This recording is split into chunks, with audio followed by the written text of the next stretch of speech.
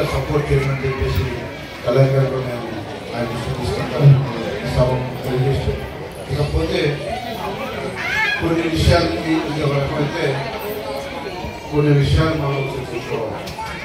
మనం ఎందుకు సామాజికంగా వెనుకబడి ఉన్నాం, మనం ఎందుకు ఆర్థికంగా ఎదుగుదల లేదు, దీని మీద మనం కూడా మన కమ్యూనిటీ పెద్దలతో పాటు ఎవరికి వాళ్ళు కూడా ఒక ప్రశ్న వేసుకోవాలి. డబ్బు ఎక్కువ సంపాదించి సామాజికంగా ఎదిగి వాళ్ళకి మనకు ఉన్న తేడా ఏంటి, ఎందుకు మనం వెనుకబడి ఉన్నాం, ఆర్థికంగా ఎందుకు వెనకబడతా ఉన్నాం అన్న దాని మీద మనం కూడా చర్చించుకోవాలి. ఆత్మపరిశీలన కూడా చేసుకోవాలి. దానికి కారణం ఎడ్యుకేషన్ ఒకటే, చదువుకోకపోవడం. మేజర్ సమస్య చదువుకోకపోవడం. మన పిల్లలు మనం ఉన్నతమైన చదువు చదివించుకుంటే ఇంకొక కులం ఏమలేదు, ఇంకొక ఇది ఏమన్నా ఉన్నది. మీరు చూడండి, బాగా చదువుకున్నటువంటి మన ఇళ్ళకి వెళ్ళండి, పిల్లలు ఇళ్ళకి వెళ్ళండి, చదువు లేని ఇంటికి వెళ్ళండి, వ్యత్యాసం కాబట్టి చదువుకున్న పిల్లలు ఉన్న ఇల్లు వాళ్ళ మంచి వాతావరణం, ఆ ఇంట్లో 2 ఏసీలు ఉంటాయి, ఆ ఇంట్లో మంచి నీట్గా ఉంటుంది, ఆ ఇంట్లో వాతావరణం అంతా అద్భుతంగా ఉంటుంది. అది చదువు లేకపోతే ఎలా ఉంటుందో కూడా మీకు తెలుసు. సో ఆ వ్యత్యాసం కారణాలు ఏంటి ముందు మనం ఫస్ట్ అదొక ప్రశ్నించుకోవాలి. సో మన పిల్లలు మనం ఉన్నతమైన చదువు చదివించుకోవాలి. మనం సంపాదించిన ₹1 సంపాదిస్తే అందులో ₹10 ఆ పిల్లల చదువు కోసం పెట్టాలి. ఆ పిల్లలు ఉన్నతమైన చదువు చదివించుకుంటే మనం ఎక్కడ కూడా తరలించుకునే అవసరం లేదు అన్న విషయాన్ని మనం గ్రహించాలి. ఇది చాలా మేజర్గా మనం అదొక్క తప్పు చేస్తూ ఉన్నాం.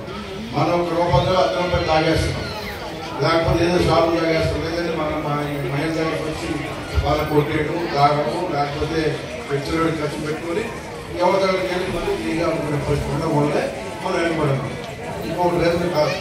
మనం ఉన్నతంగా ఉన్నారంటే మాత్రం మన పిల్లలకి ముందు మన భార్య ఎలా ఉంది, మన పిల్లలు ఎలా ఉన్నారు, వాళ్ళు ఎలా చదివిస్తూ ఉన్నాం, మా భార్య నలుగురితో పోల్చుకుంటే ఎలాగా ఉండాలి, ఎలా కట్టుబొట్టులో తేడా రావాలి, మళ్ళా మన మార్పు రావాలని చెప్పేసి మనం తెలుసుకుంటే మనం సంపాదించేది మన పిల్లలకి మన ఫ్యామిలీకి ఉపయోగపడితే ఆటోమేటిక్గా మనం అభివృద్ధి జరుగుతుంది. అది ఒక్కటే లేదు, ఇంకేం లేదు. మనకంటే 4 శాతం పుట్టరు, అందరూ అలాగే పుడతారు, అందరూ అలాగే పెరుగుతారు. సో మనం చేసిన తప్పల్ల మన పిల్లలు ఉన్నతంగా చదివించుకోవడం, విచ్చలవిడిగా ఖర్చులు పెట్టేయడం, మన డబ్బులు మనకు వాడుకోకుండా రకరకాలుగా మనం ఉండడం వల్ల ఇవాళ మనం సామాజికంగా ఎన్నుపడిపోతా ఉన్నాం, ఆర్థికంగా ఎన్నుపడుతూ ఉన్నాం. ఇవాళ ఆర్థికంగా ఎన్నుదలు ఉంటే అన్నీ ఆటోమేటిక్గా వస్తాయి. ఏముంటుంది తేడా మనకి వాళ్ళకి ₹5,000 సట్టేస్తారు, మనం ₹1,000 సట్టేస్తాం. వాళ్ళు ₹5,000 షూ కొడితే మనం ₹2,000 షూ. అదే తేడా ఉన్నత వర్గానికి వెనుకబడిన వర్గానికి ఉన్న తేడా అదే. సో ఆ తేడా కూడా మనం ఎందుకు ఉంటుంది అని మనలో మనమే ప్రశ్నించుకోవాలి.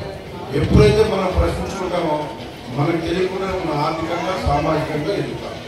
అవి లేకుండా మనం ఎస్టీలో చేసిన అలాగే ఉంటాం, బీసీలో ఉన్నా ఎక్కడున్నా అలాగే ఉంటాం.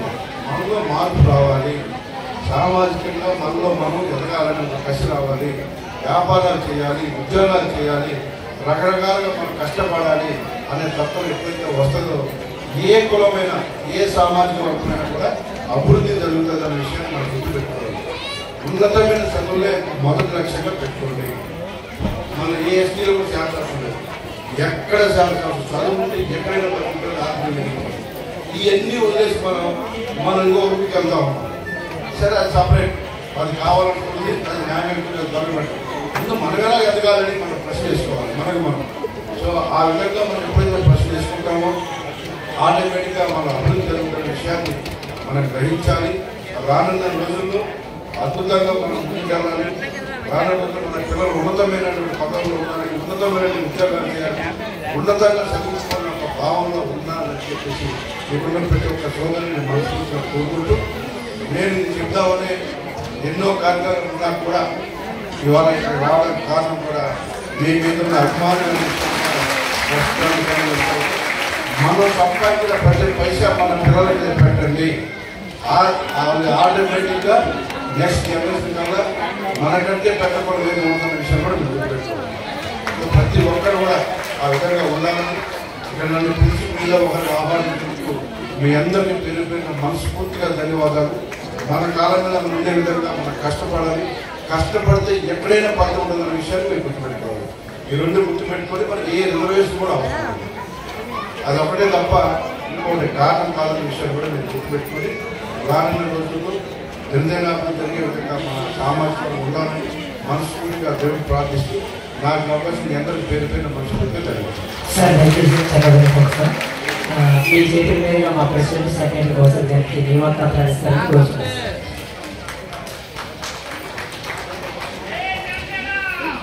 ఆంధ్రప్రదేశ్ రాష్ట్ర నూతన అధ్యక్షుడిగా ఎన్నికైనటువంటి గౌరవనీయులు శ్రీ గడ్డి రామోజీరావు గారిని అందరూ కూడా చప్పట్లతో ఆహ్వానించవలసిందిగా కోరుతున్నాం. జై మేదల, చెప్పండి జై మేదల. వంశీ కృష్ణ గారి నాయకత్వం, వంశీ కృష్ణ గారి నాయకత్వం. అదేవిధంగా రాష్ట్ర ప్రధాన కార్యదర్శిగా ఎన్నికైనటువంటి గౌరవనీయులు శ్రీ కోడేపల్లి నాగరాజు గారు కూడా తమ యొక్క చప్పట్లతో ఆర్టీఎస్ వారితో పలకాలని కోరుతున్నాం. రాష్ట్ర కోశాధికారిగా ఎన్నికైనటువంటి గౌరవనీయులు శ్రీ తెల్లి వైకుంఠరావు గారిని కూడా ఆర్టీఎస్ వారితో పలకాలని అందరూ కూడా చప్పట్లతో కోరుతున్నాం. సార్ అబ్బాయి చిన్న వినపం సార్ మాకు మీరు దయచేసి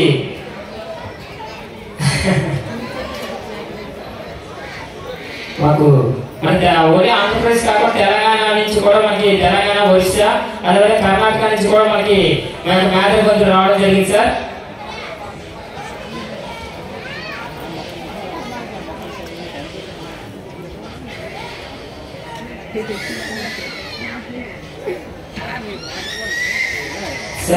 sir thank you very much sir.